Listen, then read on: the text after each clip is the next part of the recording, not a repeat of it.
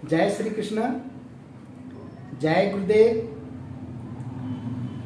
सबसे पहले वैदिक सनातन धर्म सेवा संस्थान में आप लोगों का स्वागत है। मैं आचार्य सुजीत कुमार मिश्र।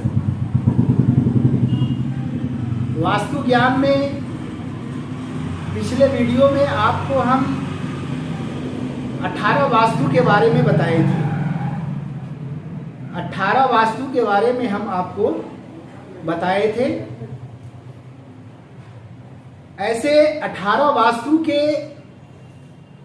अलावा भी कई तरह के दोष जो है बताया गया है, जो कुछ प्रकृति के द्वारा और कुछ मनुष्य के द्वारा निर्मित हो सकते हैं।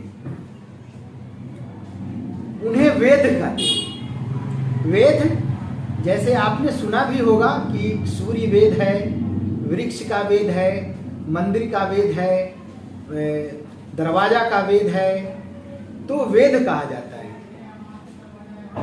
इसका तात्पर्य कि प्रकाश और वायु के, वेद का मतलब होता है कि प्रकाश और वायु के मार्ग में जो रुकावट पैदा करता है उसको वेद कहते हैं।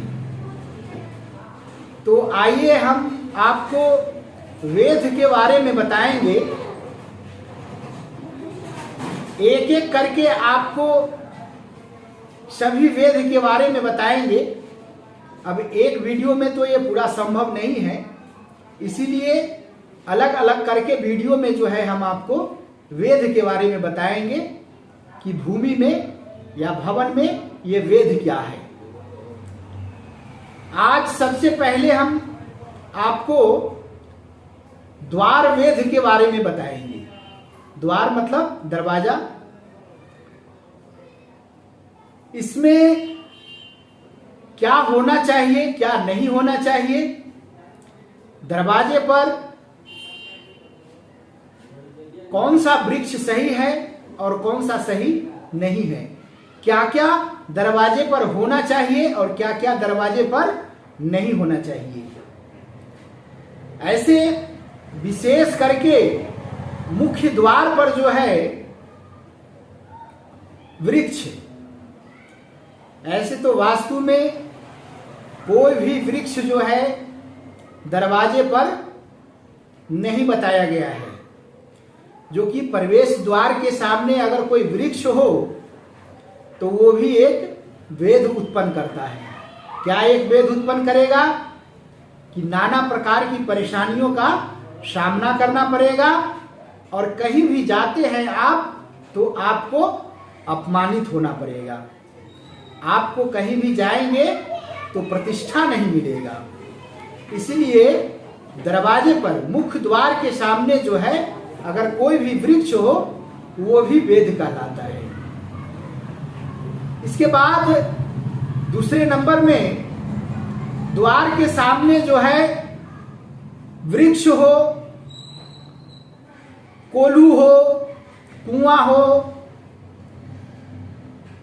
रास्ता हो, मंदिर हो या कोई कील वगैरह या लोहे का कोई सामान ठोका हुआ है, उसको भी हम वेद कहते हैं। ये अशुभ बताया गया है।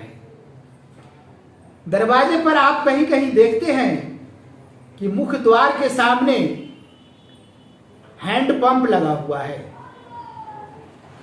या पानी का टंकी रखा हुआ है। ये भी जो है वेद में ही आता है और इससे मानसिक संतुलन जो है स्थिर नहीं रहता है। मानसिक संतुलन जो है असंतुलन बना रहता है। मानसिक संतुलन ठीक नहीं रहता है, असंतुलन रहता है।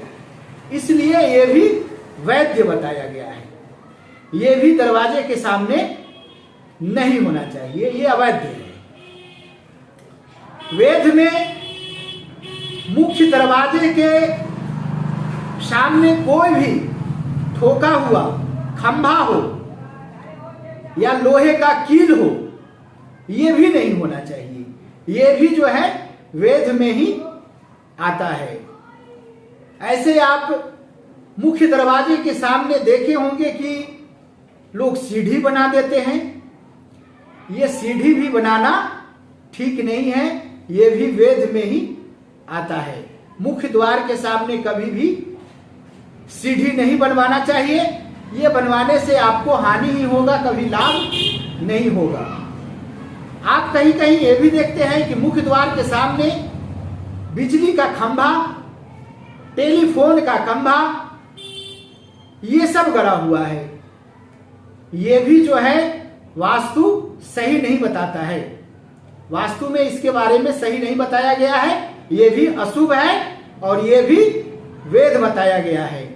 इसीलिए वृक्ष हो, टेलीफोन हो, कुआं हो, हैंडपंप हो, ये जो भी है मुख्य द्वार के सामने जो है नहीं होना चाहिए।